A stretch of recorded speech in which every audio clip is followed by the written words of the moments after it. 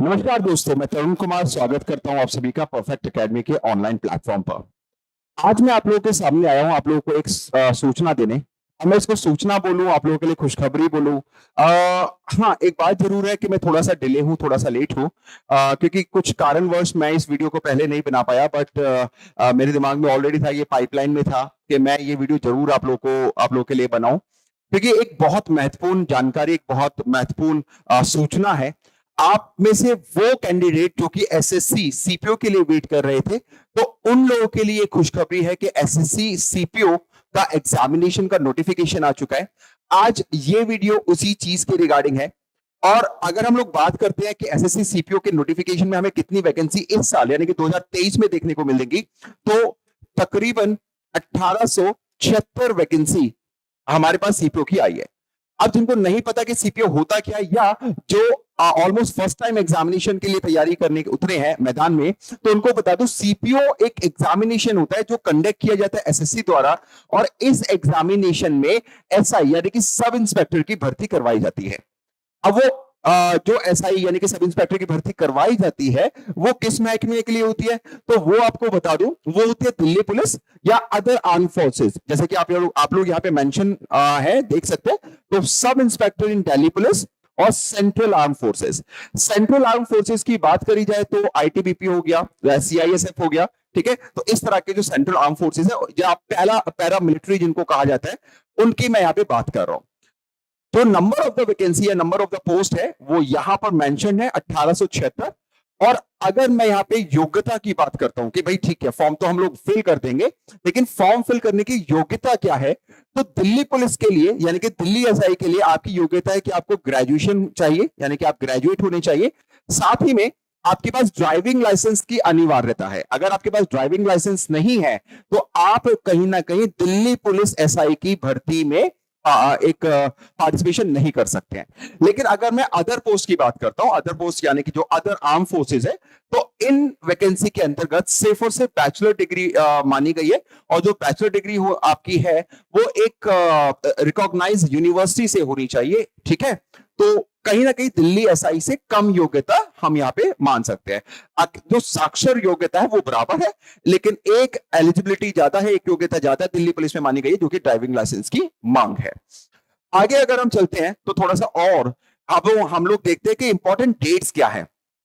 देखिए, जैसे कि मैंने आपको वीडियो के आरंभ में ही बता दिया है कि मैं थोड़ा सा विलंबित हूं, मैं थोड़ा सा लेट हूं इस वीडियो को बनाने में, क्योंकि इस जो एप्लीकेशन स्टार्ट हो चुकी है उसकी डेट है 22 तारीख, यानी कि 22 तारीख को फॉर्म आ चुका है, ठीक है। लास्ट डेट इस फॉर्म को भरने की होगी 15 अगस्त, ठीक है। और 15 अगस्त रात 11 बजे तक आप इस फॉर्म को फिल कर सकते हैं। अगर यहां से लास्ट डेट के बाद जो फी पेमेंट है, राइट, वो कितनी रहेगी, अब मतलब 15 अगस्त के बाद अगर आप भरेंगे, ठीक है, तो वो यहां पर क्या रहेगी, 15 अगस्त के बाद आपको 16 और 17 अगस्त करेक्शन डेट मिलेगी। करेक्शन यानी जो भी आपने फॉर्म भरा है, अगर उसमें कोई एडिटिंग आपने करनी है, कोई त्रुटि उसमें हो गई है, तो उसको आप सही कर सकते हैं 16 और 17 अगस्त तक। एग्जाम की डेट ऑलरेडी मेंशन है, अक्टूबर में होगा। अक्टूबर में कौन सी डेट होगी वो यहां पर मेंशन नहीं की गई है। जैसे कि आप में से बहुत सारे बच्चों को पता होगा कि जब हम सीपीओ की बात करते हैं, तो यहाँ पे दो एग्जामिनेशन आपको मिलते हैं, एक तो पेपर 1 होता है और एक पेपर 2 होता है। तो पेपर 1 की डेट अक्टूबर की दे रखी है, अभी पेपर 2 की डेट यहां पर डिक्लेयर नहीं की गई है, उसको अभी बच्चों के सामने नहीं रखा गया, बट इतना जरूर बताया गया कि शेड्यूल के अकॉर्डिंग आपका पेपर 2 भी हो जाएगा। अगर मैं फी की बात करता हूं, चलिए तो फीस थोड़ा सा यहाँ पे देख लेते हैं। जनरल, ओबीसी और ईडब्ल्यूएस कोटे के लिए 100 रुपीज रखा गया है। अगर एससी एसटी के लिए बात करें तो एग्जाम्पशन दिया गया, कोई फी नहीं लगेगा। फीमेल कैटेगरी को भी एग्जाम्प्टेड रखा गया, यानी कि उनके लिए भी कोई फीस यहां पर नहीं है, ठीक है। अब थोड़ा सा बात करते हैं एज क्राइटेरिया के ऊपर के एज क्राइटेरिया यानी कि आपकी उम्र कितनी होनी चाहिए।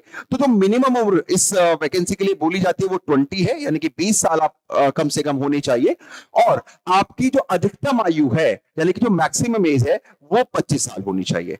अगर एज रिलैक्सेशन की बात करते हैं, यानी कि अगर यहां से बात करें तो obviously OBS quota, SC ST quota, इनको एज रिलैक्सेशन मिलता है, छूट दी जाती है उनकी आयु सीमा में, जो कि एज पर फॉर्म होगा। और जो ऑलरेडी सर्विस में है कहीं ना कहीं उनको भी छूट मिलता है, और ये छूट ऑलमोस्ट एससी एसटी के लिए 5 साल, जबकि ओबीसी के लिए 3 साल का ये छूट होता है। इसी के साथ अगर आगे बढ़ते हैं तो यहां पर जब मैं SSC sub inspector Delhi police या सीएपीएफ की बात करता हूं तो category wise number of the vacancy कितना है? देखो इन टोटल मैं आप लोगों को बता चुका हूं कि 1876 वैकेंसी है। इन 1876 में अगर मैं दिल्ली पुलिस की बात करता हूं तो मेल की 48, फीमेल की 24 है। बाकी कैटेगराइजेशन आपकी बात, सॉरी मैं टोटल की बात कर रहा हूं 109, और क्या नाम है जो फीमेल के लिए वो 53 है। बाकी कैटेगराइजेशन एज वाइज आपको यहां पर है, अपना हिसाब से एक बार मेंशन करिएगा। बीएसएफ में अगर ये नंबर देखा जाए तो मेल की 107, लेकिन महिलाओं के लिए 6 वैकेंसी का प्रावधान यहां पर है। इसी तरह से सीआईएसएफ में, ठीक है, सबसे ज्यादा वैकेंसी, ऑलमोस्ट सेकंड हाईएस्ट है, इसको बोल सकते हैं, 567, महिलाओं की 63। लेकिन अगर मैं सीआरपीएफ की देखता हूं तो 788, सबसे ज्यादा वैकेंसी जो है वो यहां पर है, यानी कि सबसे ज्यादा वैकेंसी हमें सीआरपीएफ में देखने को मिलेगी इस बार। फीमेल की 30। अगर मैं आईटीबीपी की बात करता हूं तो 54 मेल की और 9 वैकेंसी हमारे पास फीमेल की देखने को मिलेगी। इसी तरह से एसएसबी की अगर बात होगी तो 85 मेल और 5 वैकेंसी हमें फीमेल की यहां से देखने को मिलती है। इसी के आगे अगर मैं बात करता हूं, चलो ठीक है, तो आगे आपका एकेडमिक के साथ साथ आपकी हाइट और फिजिकल भी होगा। तो जो फिजिकल की अगर बात करी जाए दिल्ली पुलिस और आर्म फोर्सेस की, तो इस पे भी थोड़ा सा एक बार नजर बना के रखते हैं। फिजिकल में क्या आने वाला है? फिजिकल में भाई अगर मैं मेल की बात कर रहा हूं, जनरल, ओबीसी और एससी एसटी की हाइट 170 मानी गई है, ठीक है, 170 सेंटीमीटर्स में दी गई हाइट। चेस्ट आपकी 80 से 85 के बीच होनी चाहिए। रेस टाइमिंग तो 100 मीटर का रेस होगा जिसका टाइमिंग होगा 16 सेकंड में आप लोगों ने कंप्लीट करना है। लॉन्ग जंप होगा 3.65 मीटर, हाई जंप होगा 1.2 मीटर, शॉर्ट पुट होगा 4.5 मीटर और चांसेस होंगे 3 चांसेस में आप लोगों को ये कंप्लीट करना है। इसी तरह से अगर मैं मेल एसटी की बात करता हूं तो हाइट माना गया है 162.5 सेंटीमीटर्स, चेस्ट मांगा गया है 77 to 82, बाकी पैरामीटर्स समान रहेंगे। और अगर हम लोग फीमेल की बात करते हैं जनरल, ओबीसी, एससी में, तो यहां पर 157 सेंटीमीटर्स, चेस्ट का कोई भी प्रावधान यहां पर नहीं दिया गया है। 100 मीटर आप लोग का रेस का समय रहेगा जो कि 18 सेकंड में आप लोगों को कंप्लीट करना है, right. Long jump 2.7 metre, high jump 0.9 metre और शॉर्ट पुट यहां पर नहीं है। महिलाओं के लिए भी 3 चांसेस है, ठीक है। लेकिन अगर फीमेल एसटी की बात करते हैं तो सिर्फ 154 सेंटीमीटर हाइट है, बाकी जो पैरामीटर्स है वो सेम रहेंगे।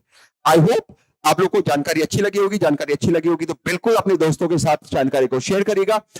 बाकी कोई भी अगर आप लोगों की क्वेरी इस वैकेंसी से रिलेटेड है तो बिल्कुल कमेंट करके अपनी क्वेरी आप लोग पूछ सकते हैं। तो विदा लूंगा आप लोगों से इसी प्रणाम के साथ और इसी अभिलाषा के साथ कि आप लोग बिल्कुल अपनी तैयारी में आप जुट जाओगे और एक वैकेंसी अपने नाम जरूर करोगे।